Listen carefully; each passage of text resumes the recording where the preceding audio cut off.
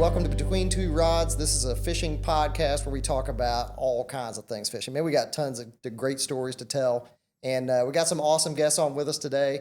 And first, I'd like to thank our sponsors, Kramer Marine. Thanks for always taking care of me when I do something stupid on a boat, because y'all always fix me up on that. And also, BassTackleSupply.com. You guys can go there for any of your freshwater fishing needs. You can use the promo code TWORODS, just like the podcast name, for 10% off on their website, and help support our podcast that way by helping them. So, got some awesome guests today, man. I've been wanting to talk to you guys for a long time, and we got a team here today, man. We got a father-son duo, professional redfish anglers. Not just professional redfish anglers, man. Y'all are some of the best in the world. In fact, the 2024 Team of the Year on the National Redfish Tour, 2023 Yamaha Bassmaster Redfish Cup champion, Fred. Yeah.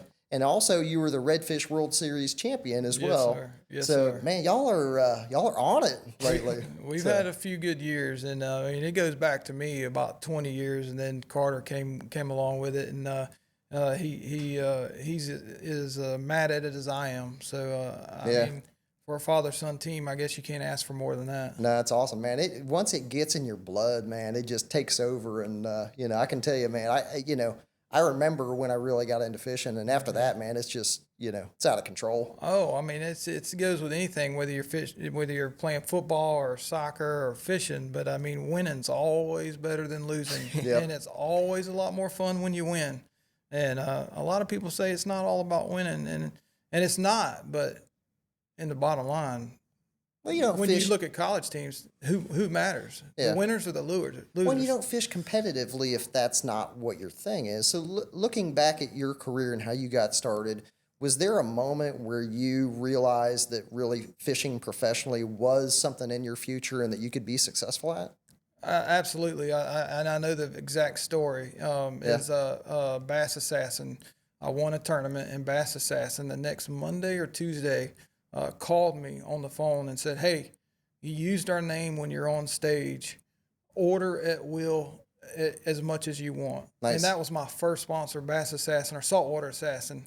And I mean, the owner called me, and I'm like, "Huh," and that triggered a new dynamic. That's how I'm gonna. And so that was really before social media was a big thing. I mean, that was years ago. Yeah. And that was before Carter was actually born, more than 17 years ago. So.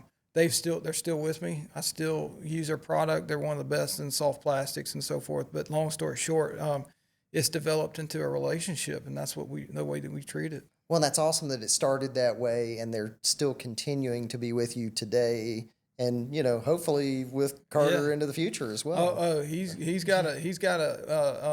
It was funny. Robin Shiver is the owner of Bass Assassin. He says, "We'll make you a white index card and your name will be on it." Yeah. And Carter has a white index card down there too now. So nice. So that means they flip through it. They're small. They're in a bunch of stores. Yeah.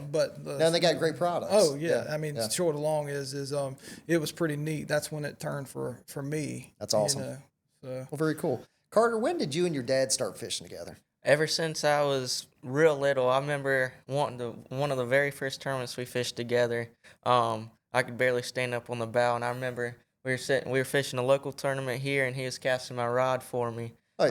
And I was reeling it in, and I think we were on a little school of fish in front of us, so I would hook up, he'd throw the rod out there, I'd reel a fish in, and he was back there culling fish, unhooking my bait. We'd back and forth catching fish, but ever since, little bitty. Yeah, so I remember that tournament. Yeah, we had another tournament boat right next to us, and he was little and he could cast, but the school was just out of his range. And I'm like, I'm like a wild animal on the boat. I'm like, "Give me that rod!" And so I throw it out there far. I said, "Here, take this and reel it in slow." And reel it in slow at his age at that time was great. Yeah. And he was getting bit, and the other team was looking at us like, "What are they doing?" And I'm like, "Really nothing. We're just doing nothing," because these fish, it was in the fall. He didn't have time to fish. No, he was back there culling fish. I was flipping fish in the boat. He's like, which was what? By the time he would have a fish on, and I'd get the net, and this other team that was next to us, we were on a pretty big school of fish.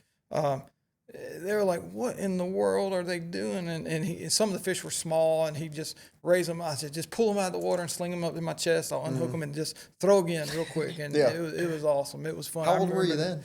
Probably about 4 or 5. Yeah. Oh Five. God! Yeah. So that other team's watching a 4 or 5-year-old Oh, wear them yeah. I remember the guys, and if you ask them that if they remember that tournament, they definitely I remember bet you they that. do. Oh, Yeah, yeah, they do. Yeah.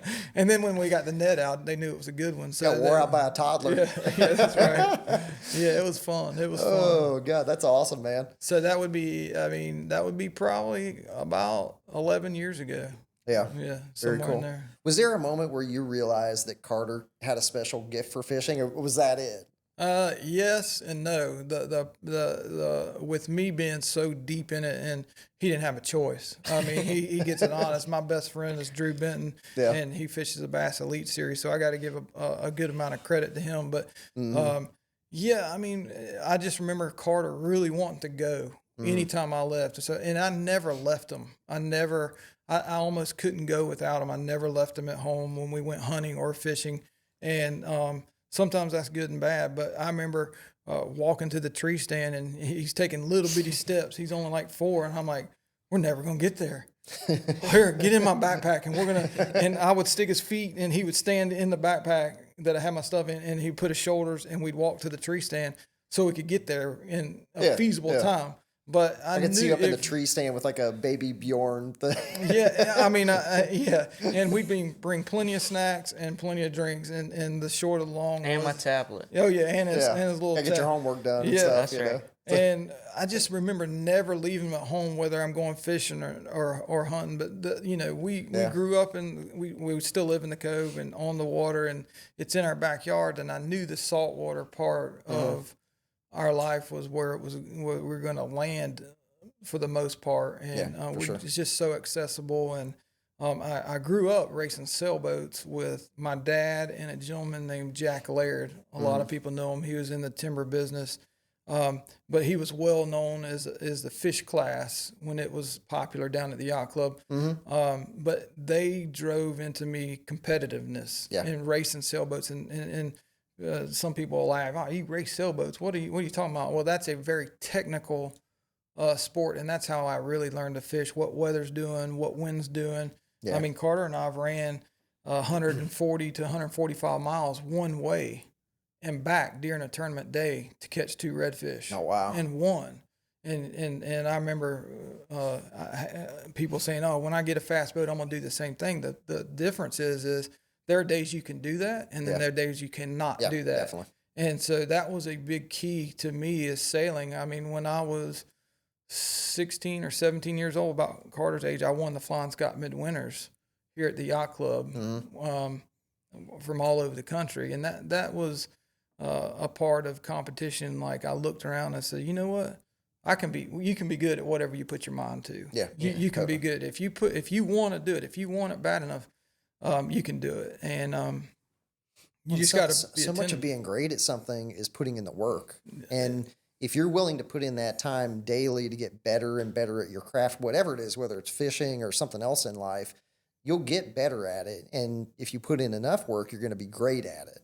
There's no substitute for time on the water. Definitely. I mean, that is the thing that me and Carter, hey, you think there'll be fish here? I look at them all the time and say, I don't know, but there's only one way to find out. Yeah. You got to go check it. Have y'all ever heard of the Lion Tracker's Guide to Life? It's a book. Yeah, I have. Yeah. I haven't read it. But And so much of that is being in touch with the natural world. And I think what you hit on with being on the water, like when you do that, I feel like you're observing and seeing so much more when you're out there. And when you say time on the water, I hear fishermen say it all the time, but when you do it, you get into a rhythm with nature. Yeah. And I just feel like you understand it and you see things and you pick up little reeds moving or something, or, shadows somewhere where you see a thing. What do we talk about all the time? You got to develop your own technique, and you got to learn your own things, whether it's catching bait or whether it's fishing. You got to look for the not so obvious things to make it easier on you to have an advantage on your competition. If Absolutely. if you're just following your competition, it's very seldom you're going to beat them. Yeah. You got to take it to the next level and think, what can I do to have an advantage? Yeah. Whether it's the tournament day or pre-fishing, as long as it's legal within the rules of the tournament, what can I do to have an advantage? And if you go into that, I mean, that's I mean, it'll make it a whole lot more successful for you. Yeah. The guys who are really the elite of the elite are just locked in to where they're seeing everything like that, and they're prepared, the preparation of that. So They're making notes of it, and they're coming back to it at certain times. I mean, you might learn something that you might not use for a year. Yeah. But when you come back to that situation to be good, you have to remember, you know what?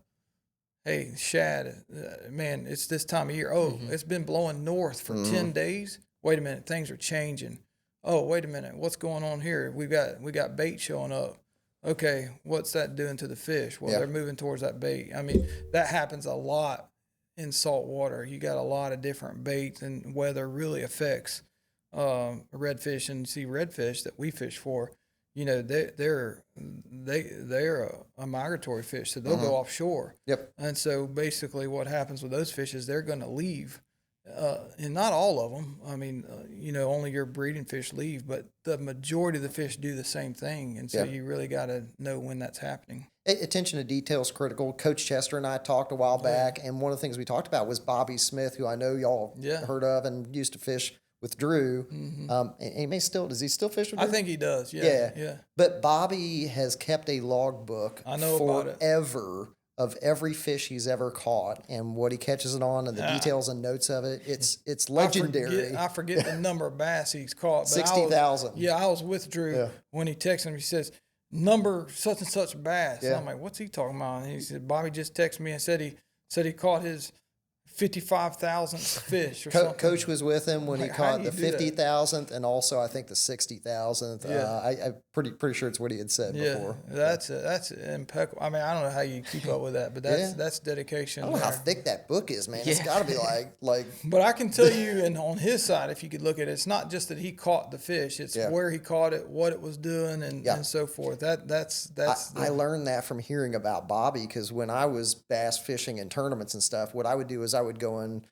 handheld GPS and I would mark every fish, and then I'd go back at the end of the day and I'd put in notes about what I caught it on, the conditions, how the fish bit, where they were at in the creek, and I would color code it based on the time of year. Yeah. And then I could develop patterns of my own so I understood it. So I'm super scientific about that. But I learned it from hearing about what Bobby did. Yeah. And there's all kinds of tools and stuff now that you can use. And, of course, there's a big dilemma about forward-facing sonar and all that stuff now. And then I just, at this rate, if you're freshwater fishing right now, you better learn how to use it. If you have to. You better learn how to use it. So. So let me ask you a question. How do the two of your fishing styles, how are they similar and dissimilar to each other? I'm assuming you're talking about the difference in bass fishing or red fishing. Well, red fishing, when y'all redfish together. Yeah.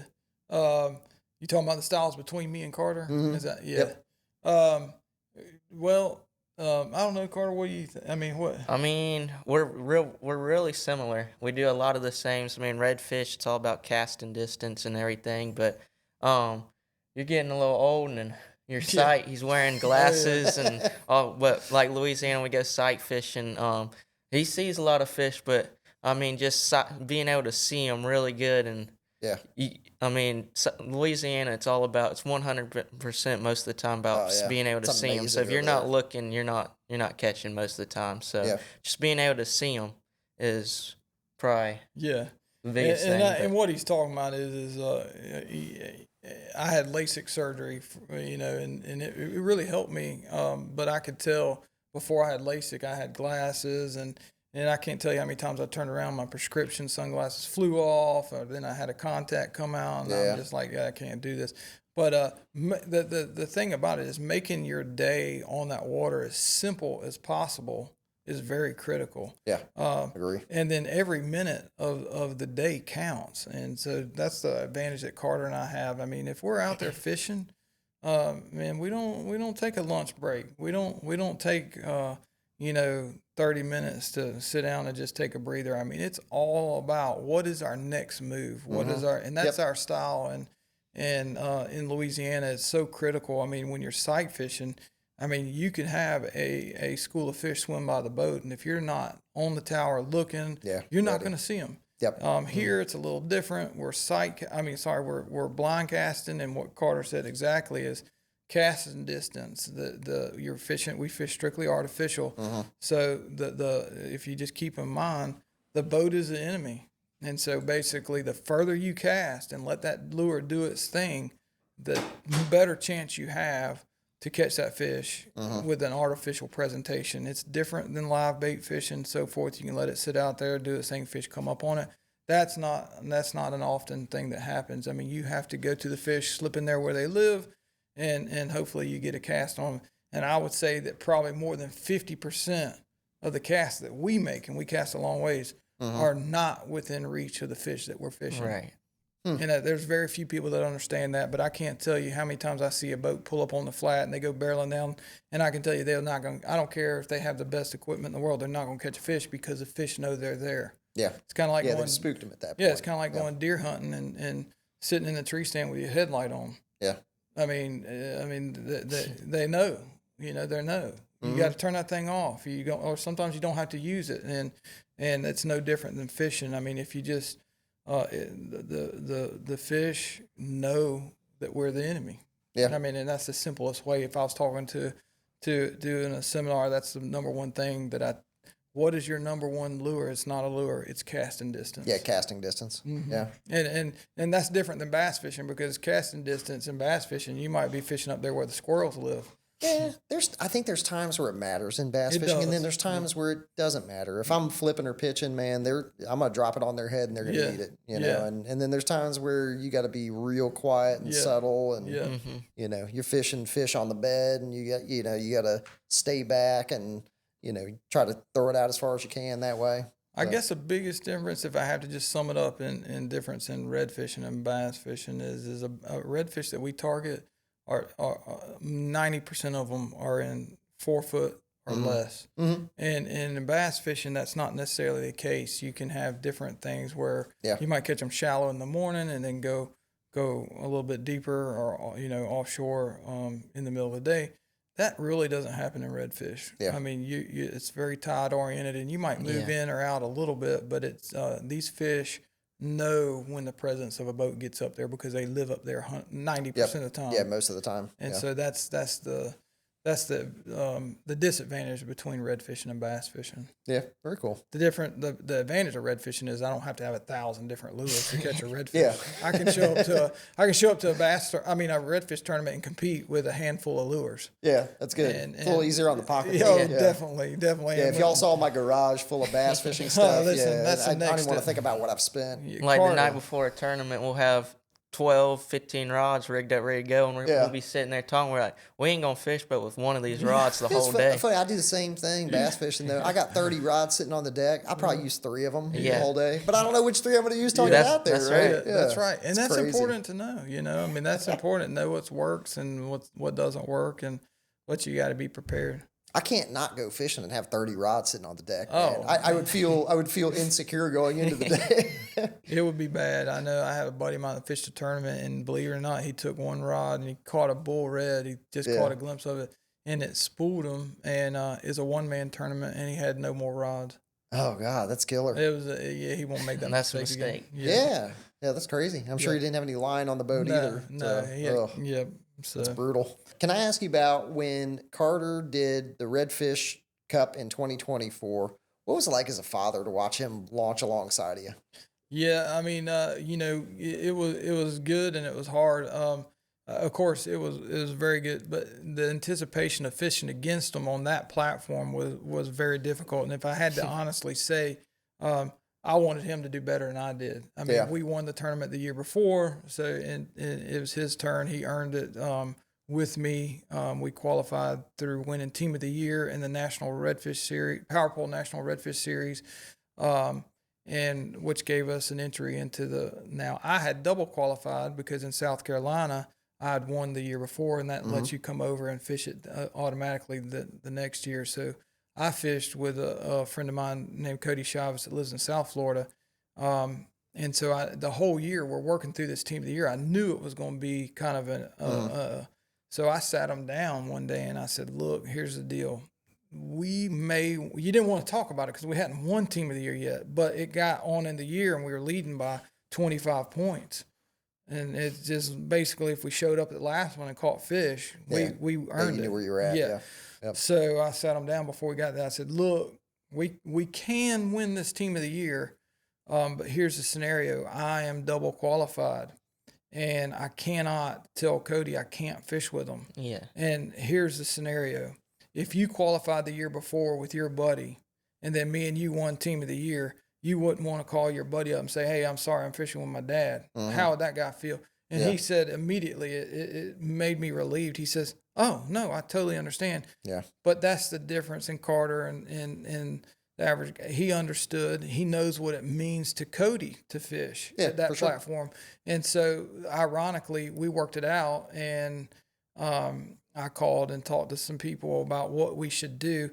And Bass immediately said, oh, no, the tournament series has got to figure that out. Carter definitely earned his way in, so they need to figure out how to allow him to fish. Yeah. So they pulled third place team up and teamed him with one guy, and he fished with a guy named James Drysdale, which James now owns Egret Boats. So he's definitely a competitor. Yeah, very cool. That's an awesome story. Yeah. I think I know the answer to this question, but who was the family rooting for in that situation? There's actually an article about that Bass wrote, but the family was definitely rooting for me, I think. Yeah, that's what I figured, man. I mean, they didn't want me to win. They didn't want me to beat Carter. So well, you got to pull for him, man. Oh, I was. I'm sure you were too. I would have. If I had the chance to decide who could win, I'd definitely choose Carter. I mean, it was I go back and look at some of the videos and watch them fish and all that, and they're all on YouTube and bassmaster.com. But it's fun to watch and rehash and go back and see. I mean, that a lot of people say, well, that was your home. It was in Apalachicola, and that was your home waters and all that. And Carter knows what's the big problem about fishing home waters. We want to be at a million spots at one time, and we know so much about it that we want to be all over the place. But you just gotta stay focused and fish like you're pre-fishing, and just what you know. You can't think too much about it. That's a funny way of thinking about it, but you're right. Like you know it almost too well. You know it too well to. You want to be here and here. And the fishing was off for that week, and we wanted to be in so many different places at so many times. And you fish one place, and it ain't working out. You want to move, and you just gotta stay fishing and figure it out. Yeah, and focus in and diagnose it. Yeah. That's right. Yeah, man. So, given the kind of competitiveness that it takes to be a professional fisherman, what's the dynamic like between father and son on that? Both when you're fishing together and when you're fishing against each other, like, how does that work for y'all? Oh, I'm waiting for the day for him to tell me to be quiet and quit yelling. But yeah, we it's fun and it gets testing a lot of times because it's kind of like the heroic quarterback yelling at the coach. You just don't do that, I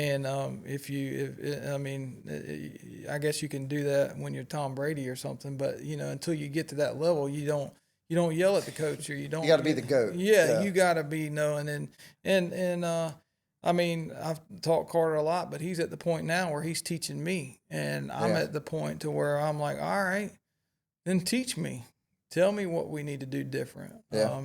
And I don't know, Carter, you tell him what.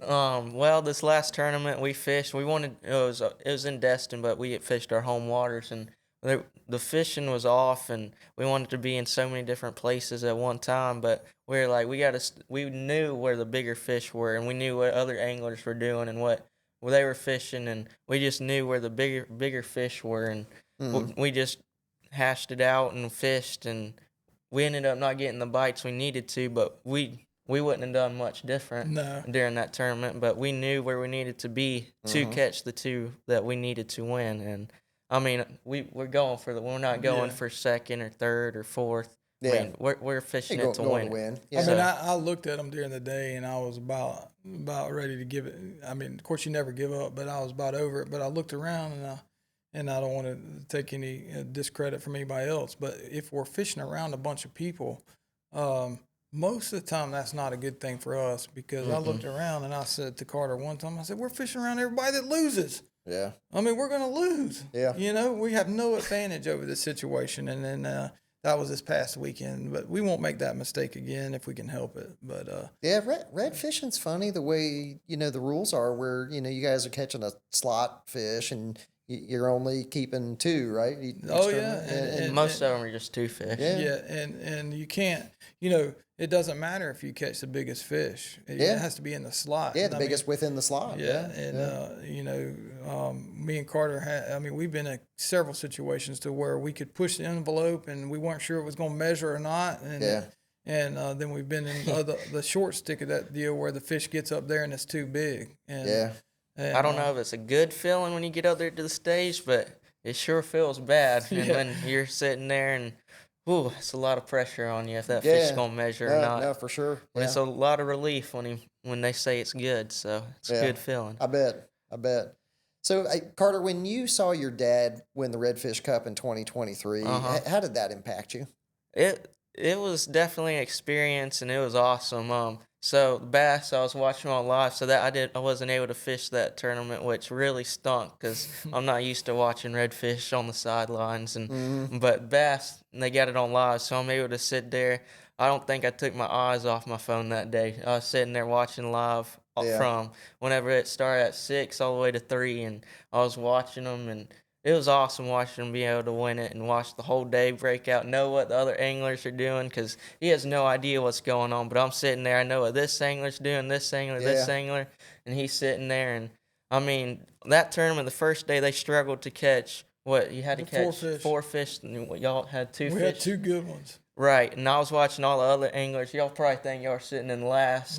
Y'all fish only got 2, and I'm like, y'all aren't out of it. You just got to catch 4 fish. I'm yelling at the phone, just do this, do this. But it was awesome watching him win it. And Well, he had a job, too, that he's not telling you. It was my daughter, my wife, and my mom and dad all up there. And Carter's the angler. So his job also was to keep my wife from jumping out of her skin the whole tournament, especially when we go into the last day leading. Yeah. So I'll ask Carter a question. Did you know we were going to win going into the last day? Did you have a good feeling about it? I had a good feeling, but I knew second place was right there behind you. And I'm not allowed to talk to him during the whole week. So everything I know, we're not able to talk about it. But I knew you can't give me any information. I knew that second place was they were on some fish going into the last day. But I was pulling for y'all, but my stomach was all kinds of knots. So when you were watching the last day, did you realize you're like, oh my God, he's gonna win it? There was one point in the last day and they caught their first fish. And I'm like, ooh, all right, let's do that 3 more times. And they catch their second fish, another good one. And they get the third fish. Yeah, they get the third fish. And then they're fishing for 1 fish the rest of the day and knowing how second place is doing, watching it all fall out. And they got one time they were probably about a half a pound apart and they both got 3 fish. And I watched y'all catch y'all's final fish. It was a big relief watching y'all catch that fish. And from about then, I knew they had it won, and it was pretty. That's pretty awesome. Cool. That was a great tournament. I mean, and South Carolina has an excellent fishery. They really take care of it. But the slot's real small. It was a max of 23 inches. Yeah. It was 17 to 23, and but there's a lot of fish up there. But they have a law also in place to where each angler can only catch their 2 fish. And we weighed in 4 fish. So my partner Cody, I was fishing with, caught his 2 fish. Just the way it happened, caught his 2 fish early. Oh yeah, and that's so right. so the gamble was does he fish anymore? Because 100% of what I catch goes in that live well. If it measures, If it measures, a problem with that. Which I caught a lot of unders and overs, and he just caught fish that went in the slot, just the way it happened. Yeah. So we decided that he would not fish at all and give me 100% of the chance Until you caught your until 2. I caught my 2. The other anglers did not do that we were fishing against. Yeah. So what would happen is if we have 2 4-pounders and we're needing 15 to 16 pounds a day to be good with 4 fish. So we're looking for 3.5 to 4-pounders. Which the slot is 23 inches. That's right. There, so the point being is some of the other guys, their first angler caught their 2 fish. And if they had a 3.5 pounder, they could catch a 4-pounder and upgrade by half a pound. But if they would have let their partner catch that fish, they'd upgrade by that full fish, Yep. 4 pounds. Yeah. And that's the way we fished it. And long story short, even the commentators in bass were saying, I don't know if they're doing the right thing. That we did this on the second day, really good. And by the third day, they were like, man, they got it figured out. They be hiding some of those guys that were commentating. If you asked them today, what would you do? I do exactly what they did. Do you think that was the key to you guys 100%, winning that? 100%. That's awesome. Because the first day, everybody struggled. We went into this tournament just thinking it'd be no problem to catch 4 fish. The fishing was so good.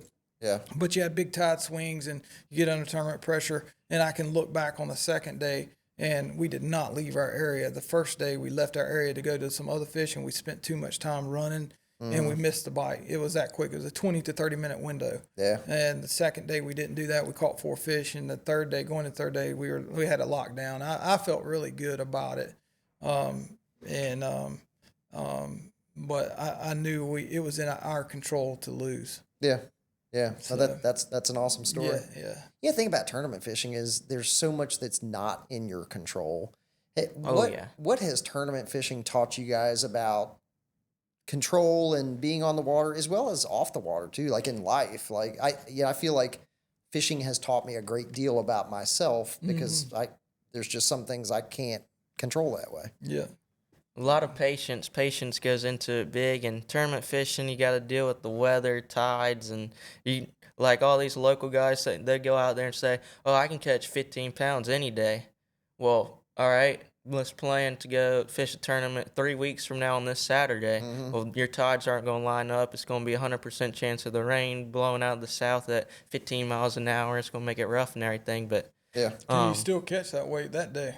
Yeah, that's what the biggest thing is you got to be able to catch it through all the tides and weathers. You don't get to choose the day and the time, and you're fishing when you have to fish. That's right. To put in perspective something you said you can't control, and I use this when I do seminars a lot. You can't control a lot, but I'll tell you how much can the pitcher of the baseball team control? Not much of the entire team. What can we control of our boat? Everything. Yeah. So the biggest deal is that's what I've preached to Carter and so forth and guys that I've helped come through the tournament industry is don't worry about what everybody else is doing. Only try to control what you can control in your boat, and definitely don't listen to what's going on around the dock. I love doing this. I got I did it the other day with somebody in bass fishing, but they came in the tackle store talking about how they're going to beat Carter at this tournament and all that, and I had about heard enough of it. And I said, oh, yeah? You're on them, huh? He says, oh, yeah, we're on them. I said, okay, $1,000. I pay Carter's against you. It's just you and Carter fishing against each other. He says, nah, I'm not taking that bet. I said, well, you're not really on them then, are you? If it's not worth $1,000 to you, you're not really on them.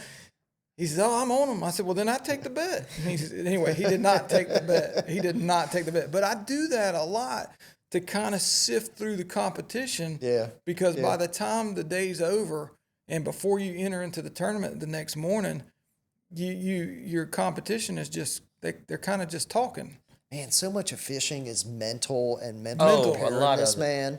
And how do you guys see that in relation to like your preparation for a tournament and the way that you approach attacking a day when you're out there? Yeah, I mean, I can tell you that's one thing that I've had a failure on here in the last probably 2 years is mental. I'm not near as good mentally as I used to be. Now, Carter is great at it. He doesn't let anything bother him.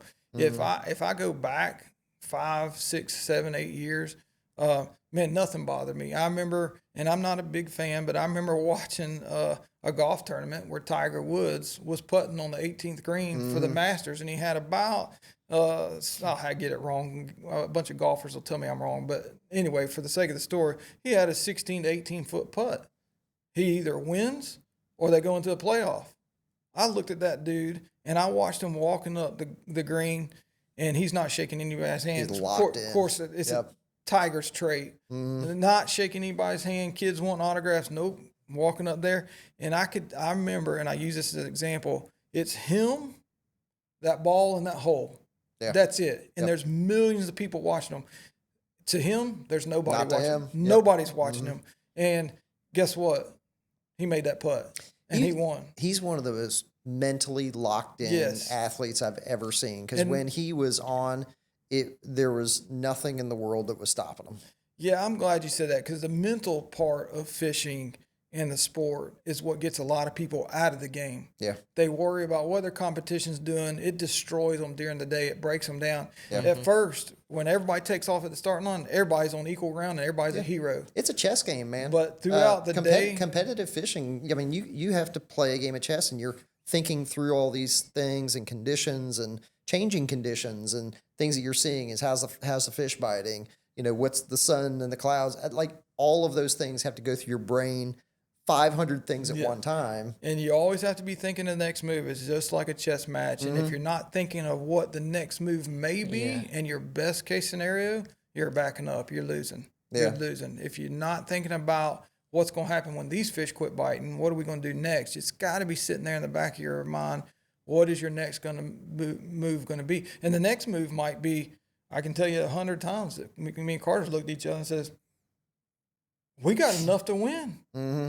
It's time to go back. Let's take an easy ride back. Mm-hmm. And there's not many people that would do that. I mean, like, we are going to take the gamble that we have plenty to win.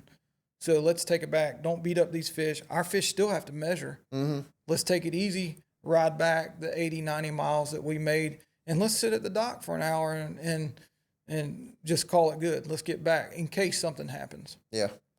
You fished a long time in your career, and I know there's a lot of stuff that during that time you've already taught, Carter, but is there one thing that stands out the most of something that knowledge-wise you would choose to pass on to somebody else? Yeah, if you're going to fish competitively, it's what we just talked about. It's the mental part of it. Definitely. It's a mental part. And I try to get young men and women into the sport of fishing by telling them that if you want to play this game, everybody fishes for fun. Everybody sees somebody on the side of the road or a ditch fishing on an afternoon, just fishing for fun. And that's great. I'm not trying to take that out of the sport.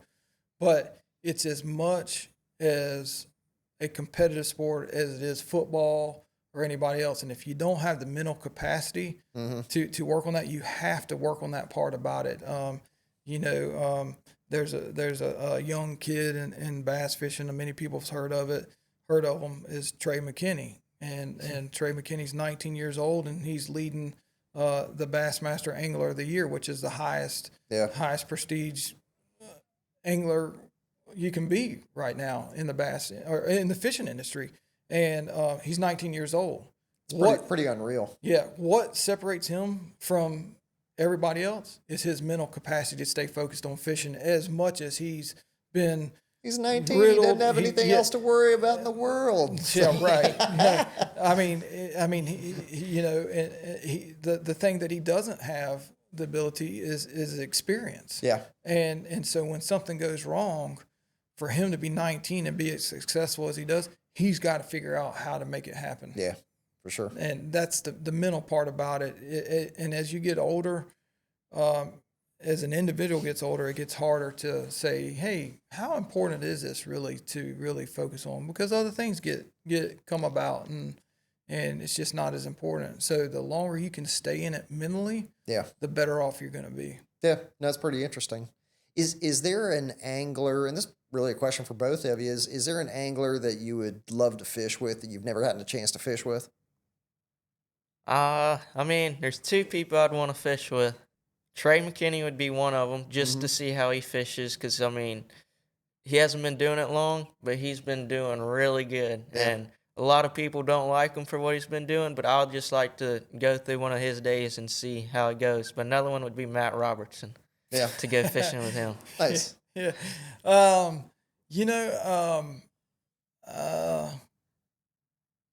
I'd have to think about it, but I would pick Kevin Van Dam. Yeah. Not because it's a different dynamic, but he's more along the lines of he was the first bass angler that stood up on the bow of a boat and casted a bait caster. Yeah. When I say stood up, not necessarily the first one, but if you look at bass classic videos. They got a seat up there and they're sitting down just flipping back and forth. You're talking about Jimmy Houston days, Bill Dance days. Yeah. When Kevin Van Dam comes along, you got this young guy. He's standing up there with a pistol grip rod. And I mean, he's casting up on the bush. He's fishing fish that never seen a lure. Yeah. And he was the first one that unfolded the ability to really catch bass and use his casting ability to catch fish. Yeah. Everybody else that he was fishing against at the time was still trying to figure out what bass patterns did and what bass did in general. And he says, no, I'm going to go find the fish, and I'm going to go find fish that are not pressured. I'm going to cast 20 foot under that dock.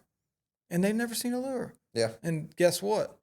He didn't have a bass seat on the bow of it. He stood up the entire day. Yeah. And he transformed. You talk the about industry. Mental toughness. He's another one. Oh, like, he's 100%. super mentally tough. And when he was going through the peak of his career, man, he was untouchable. There was one tournament I watched him fish, and I was familiar with the area that he fished because I fished redfish, and it was out of the Delta in Louisiana. And a lot of people are running about 80 to 90 miles down to Venice, Louisiana. And he stayed on this big lake that was close. It was out of Bayou Signet was a tournament, but I forget the little lake there. But he was throwing crankbaits and hitting stumps in the middle of this lake. Well, I can tell you every stump out there has seen a crankbait nowadays. But back then, nobody really fished it, and he figured it out. And he was working for 7 to 8 bites a day for a 5-fish limit. Yep. Well, the long story short is he's thinking one. And but to sit there all day, talk about mental, for only 7 or 8 bites was very hard for him to do when he knew his competition was running 80 miles and getting 20 bites a day. But the difference was was fish. That their weight of the fish down there was not near as big as what he was fishing for. Yeah. I've heard him talk about that kind of strategy and things before. And to be able to have that kind of dedication and focus and confidence to know that you're on the right fish and to know that you're going to get them, you just got to keep working at it. If you quit and you give up through a dedicated scenario is worst case scenario. Yeah. Because you don't know if it would have worked or would have not worked. I mean, Carter and I and we have this ability in redfish, and the reason is because first place, basically, for what we do gets all the payouts. Second place, third place, on down. I mean, we're not making a living at this, so we can fish what we consider really free. We're fishing for first place, and that's it. It doesn't matter if we fish in the second or third or fourth. We don't fish for that. We fish to win every time we fish. So the bottom line is we can live and die with the technique that we start out with, and most of the time, it's successful.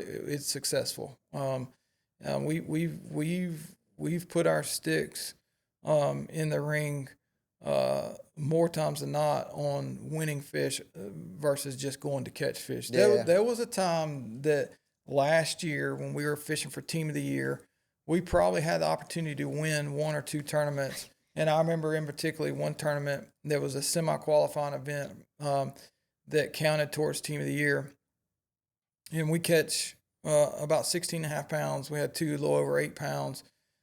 Which was good. And Carter actually got sick that day, and he had a migraine and really bad.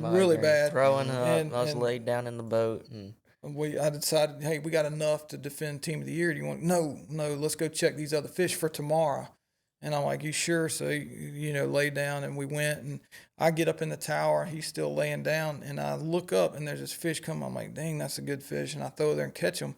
And we put him on the board. He's 10.5 pounds, and he's touching the 27-inch line. Wow. And I look at Carter, and I said, look, this tournament wins. This fish, if he measures, wins the tournament for us.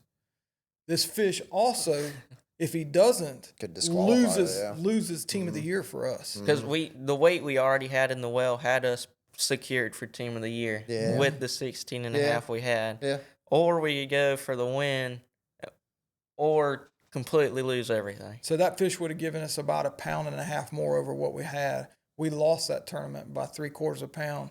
Our buddies we traveled with, Ryan Rickard and Pat Marcinick, won the tournament, and we ended up second.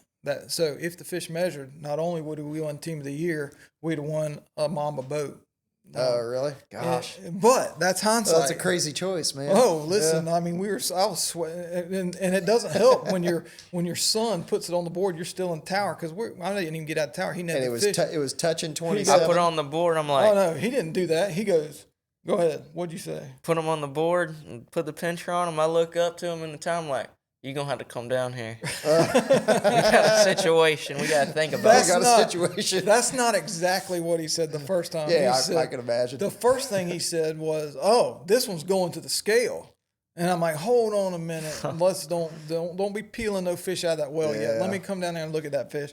And by the time we get it all done, we're risk takers when it comes to measuring and bringing in fish to the scales. Like we were saying earlier, we're going for the win. But that fish measured twice and measured over 3 times. And we finally said it's too much to take, too much of a risk. Well, and the greater risk of that was the, team of the year stuff. If we didn't have team of the year, we would I'm have sure you would put have that, went for it. no question, and I'm put 'em pretty in the well and confident rode it would with have it. measured, but that's hindsight. You know, that's the privilege of hindsight. Yeah, well. And that's tournament fishing is look back. And that's another thing that I often use to talk to, and I definitely talk to Carter. When we don't do good, all right, what do we do? All right, we don't just go home and go to bed. Yeah. What did we do wrong? Hey, learn. What did we do wrong? And we take it apart. We pull it apart. I mean, it's a lot of homework. It's not just, hey, let's go home and wait for the next one. Because I don't want to do that again. I want to know. Try to figure out who won, what they were doing, where they were, why were they there, and just figure out, like you're saying. Why did we get beat? Yeah. For sure. Well, that's a great way to learn because you look and see what other people are doing and try to assess the decision making and, whether it's technique or decision making or whatever. That, I think you have to pay attention. I've learned a lot from guys that were better than me and watching them and observing. And, there's some guys here locally that I've done. And one of my good friends is a guy who used to pro bass fish and learned a ton from him just by him being better that day, and there's a ton we can learn. And, we were talking beforehand just about different types of fishing that we do. And I travel around the world and do tuna fishing and go peacock bass and go to Alaska. And what's great about when you see other ways of doing it is you take a piece of that and you pull that into your knowledge and the way that you do. And I think as fishermen, man, we're always trying to get better at what we are. And over the course of experiences through life, man, we can pull in those things and get better at the things that we do. Yeah, and that's what I've taught Carter. And I'm going to give credit where credit is due. Now, I typically let Carter go do the pre-fishing. I mean, it's that he's learned enough, and I trust him.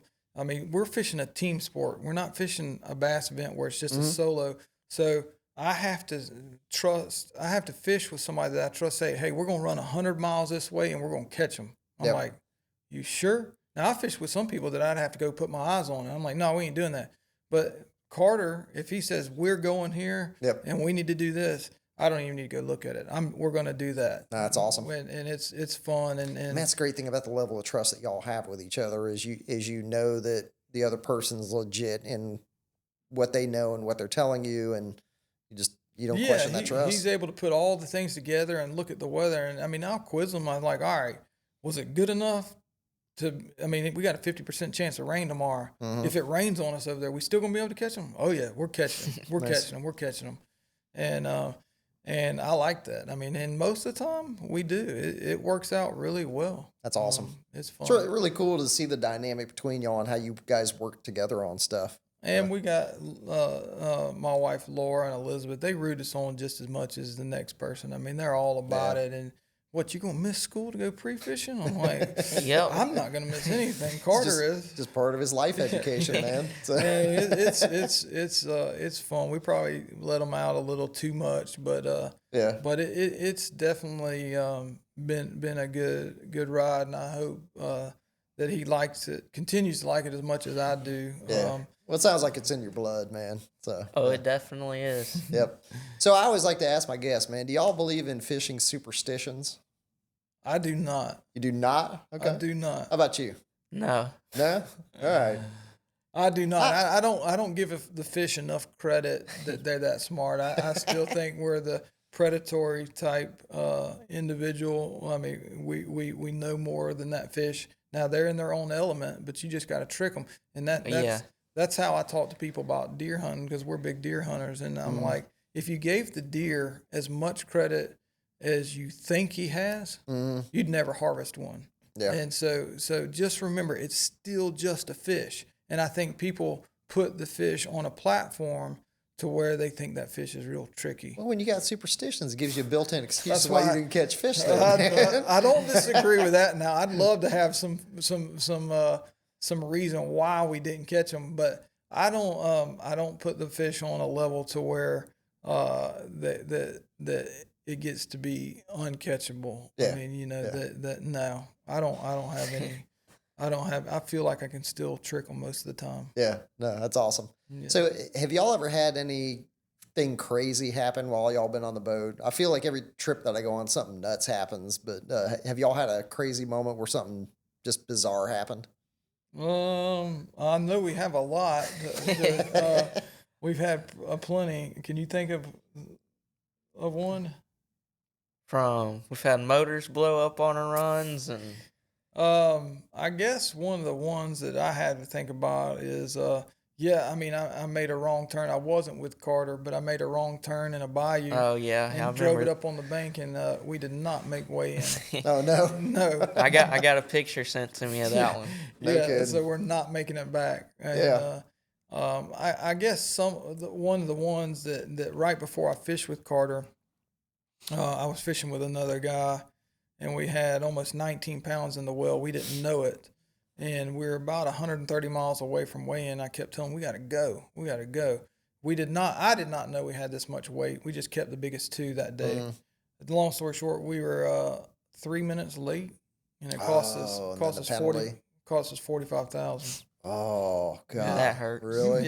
Yeah. Oh, So that's that was a bad. We ran into a big storm, and Yeah. it got 2 to 3 foot where we were running. And that's some of the things that just account for. Yeah. And it cost us. I mean, it took us 3 minutes. We were 3 minutes late for check-in, Gosh, that's brutal. which penalized us 3 pounds, Wow. and we would have won by a pound. Yeah. I mean, we Holy had cow. it, but we just shouldn't have gone for that. But that's the thing about it. That's what everybody battles. How long can you fish? I mean, we were locking through the Mississippi River. We're going through a lock, and we had it all timed down to a T. The problem is you can't control nature. It does not always cooperate with you. And I tell Carter all the time, whatever you have planned out, plan on it not working because that's the way it's going to go. Yeah. You're going to have some sort of adversity, whether it might be a little bit of adversity, but I was just talking with Drew. It never works out the way you plan it to. Nah, never 100%, man. I mean, there's always Never. variables and Never. things. And that's why you got to be mentally tough because you got to be able to handle those curveballs that get thrown Right. at you. And I mean, yeah, and the things that you can control, we were talking about control a minute ago, I kind of left this out. There's no substitute for good equipment. And so, I mean, the thing about buying good equipment is you got to get all that stuff out. Yeah. I mean, it's not the equipment will do it for you, but you just can't have those mechanical type failures. You got to control the things that you can control. And leave the things alone that you can't control. Yep. And that's where we run all power pole stuff. They got a new trolling motor out that's the power pole move that's just second to none. And it's awesome. a wonderful product. And Heck the yeah. poles, we've sat on power pole down for 2 hours catching fish right after one another, where if we didn't have those poles, we'd be floating around and miss the school or not waiting on the school or not patient enough. But there's no substitute for having good tackle and good things to fish with. Yeah, for sure. Nice. That's awesome. Do you guys have any kind of particular trip that is a father-son bucket list place that you guys would love to go to together? I don't know. I know where Carter wants. I know Carter wants to go to Canada. He's talked about that. I don't know why. Like fly fishing type thing? or- We haven't really. Yeah, but I don't. Ever since I was little bitty, I remember talking to my parents and be like, "Let's go to Canada, Canada." Yeah. I don't know, something about Canada. I've always wanted to go to Canada, but something fly fishing stuff always looks cool. Very cool.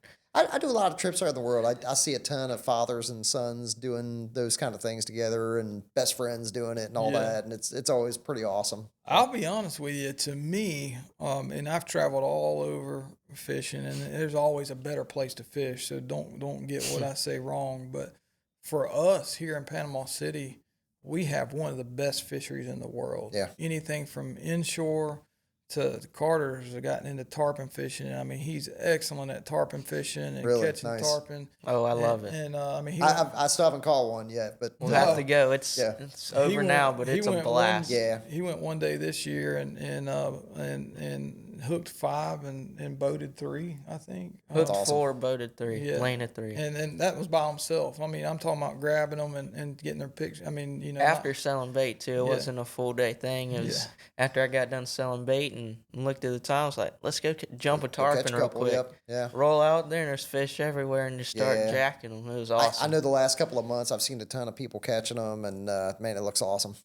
We have an excellent fishery here in Panama City. Well, you're right, man. Freshwater, saltwater. I mean, like we have it all. You know, Yeah. inshore, offshore. I mean, you know, you run a little further and you got oil rigs that are within reach. I mean, there's tons of stuff, and I think sailfish are running around now Oh, too, yeah. man. We were just talking about that, where you know, same place you're catching tarpons and stuff. Yeah. I mean, you're catching sailfish close in. Oh yeah. So. Yeah. I know this year Carter and I had one of the best days on the water pre-fishing. I called him up and I said, "Hey, I got him. I found him." And we were in Hopedale, Louisiana, or Delacroix, Louisiana, and I was running about 80 miles down the Mississippi River, and I fished an area before I checked it out, and the grass was good, and I pull in there, and there's probably 150 to 200 fish just floating around all over the place. It's something like you'd see in a magazine. Yeah, it's awesome. Or a movie, and I called him. I said, "Hey, I got him." Well, the day of the tournament, we roll down there, and we get down there. I haven't been to this spot Yeah, he before. hadn't been He there. found it. I was fishing up closer to the ramp trying to find something else, and he called me, told me there's fish there. So tournament day, I'm in the passenger seat. We rolled down there to these fish, and No, you get up on the tower and tell them what happens. I stand up in the tower, you know, clean my sunglasses and put them on and everything. I look out there. As far as you can see, just redfish floating, tails God, that's everywhere, sick. backs out of the water wobbling, and I'm Now, like, when I'm talking, we're seeing fish. It's not like Panama City Clearwater. This is Oh, I've been down that way. yeah. This It's is like amazing. you're fishing Yeah. Deer Point Lake in hydrilla. I mean, we got coontail and hydrilla grass. Yeah. That the fish are swimming through, and that one's too big. All right, that one's about right. Wait a minute, don't catch that one. Let's catch this one. And I mean, it was like that all day long. That's awesome. And I mean, we It was finished 5th on the first tournament, and we fished it 3 days in a row, and we couldn't catch it. We were catching fish that were 27 and an eighth, 27 and a quarter, Oh, no kidding. but they were just barely over the slot. And Wow. we just and couldn't get those we just two couldn't get perfect the two fish. perfect fish. No kidding. Wow. But I mean, it was a sight to if Man, you're- that's sight fishing in Louisiana is so good, man. Oh, Oh my God. straight braided 40-pound, 50-pound braid Yeah. straight to the. It's just like you're flipping a mat straight to the lure. Don't give them no slack. Bait casters all the way, and let's go. Yeah. That's awesome. I mean, sometimes Carter can't get down the tower quick enough to get the net before I flop them in the boat. Yeah. Or he flops them in the boat. I mean, Man, that's awesome. I hope I get to see something like that in my life. You hang around us long enough, you'll get. I mean, it's something else. I mean, Yeah. that's a trip that. And what you asked where you'd like to fish, Venice, Louisiana is probably my favorite fish. Yeah, It's awesome. in Unbelievable the fishing. fall. You got to go in the fall, in November on into the beginning of February. Yep. Awesome. Yeah, I definitely something else. recommend Venice, man. We've had some great trips over there, and it's a wild place, but it is a lot of fun. The tuna fishing's off the charts too. And yeah, it's really good. Their fishery is a little bit in a struggle. I mean, they need to tighten the reins on some of the regulations, and in my opinion, keeping 4 a person is starting to show. It's definitely showing. But I've been going over there for 30 years, and I mean, there's still plenty of fish, but the quality is hurting a little bit. Yeah. But it's still a great place to fish. Yeah, for sure. Nice. So, what's next for you guys? Well, we have a tournament this Saturday, actually. Yeah. It's a go live format, Florida Redfish series. So we'll probably fish here, but it's a go live. So you video it. They got to be under 9 pounds. You go live on Facebook on their page, Florida Redfish series. We have a bag and scale. Everybody's set up the same, but as soon as you hook up, you video it, and it's a pretty awesome format. But Weight, catch, and release. Yeah. You got to record your catch and turn it in, and anything under 9 pounds. So you don't measure the fish like we were talking about. It's anything all in under weight. 9 pounds counts. So it's a better way to have a tournament. I say a better way. It's a way to have a tournament without having a bunch of organization captains meeting all that. Yeah. And it still counts as points for some of these other series and so forth. But it's a fun way to do it. So people can fish in different places. and Right. just You can video fish in it your that home way? waters. Anywhere. And That's Anywhere awesome. we'll be fishing. And some people say, well, you don't have a fair advantage against. I mean, you have a disadvantage against people like in Louisiana. And I'm like, not so much. I mean, a few years ago, we had a Florida division against the Louisiana division against the Texas division. And it was 4 people that I could pick and 4 people that another guy could pick. And, well, Florida won by like 12 pounds. But it was that format, any fish under 9 pounds. Yeah. And the problem with it in Louisiana and Texas is they couldn't catch fish under the 9 pounds. Yeah, because of the size of what they They're typically just big. catch. Yeah. They're just Makes big. sense. And Florida won. And Nice. so that's the deal. I don't think we have a disadvantage. We just got to fine tune a little bit of fish that we think we're going to fish. We don't know, but we'll report back to you on how it goes. Yeah, But, awesome. Well, I hope you guys do great in the tournament, man. That's awesome. Carter has a little different twist that he's going to do here. yeah, coming up and starting bass fishing, and I've gotten into it a little bit.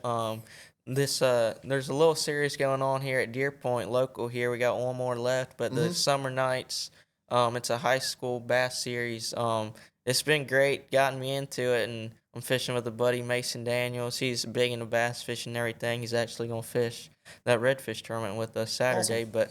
But gotten into the bass fishing, and I started It's a lot of fun, man. to love it. So Get ready to buy a whole That's my world, man. So, getting ready to buy a whole bunch of new tackle. yeah. Yep. Yeah. We'll take care of you, man. So, well, that kind of wraps up our time for today, man. So I definitely appreciate you guys coming in. I enjoyed getting to talk to you guys a little bit more about what you do and the dynamics between y'all and how you're both doing great in the world of fishing, man. That's awesome. Well, we appreciate you having us, and Yes, sir. Anytime you need us on, we would love to report to you and tell you how it's going. Absolutely, man. We'll check back with you soon.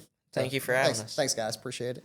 And y'all, thanks for tuning in to another episode of Between Two Rods. And again, I'd like to thank our sponsors, BassTackleSupply.com, as well as Kramer Marine. Y'all have a great day, and thanks again for tuning in.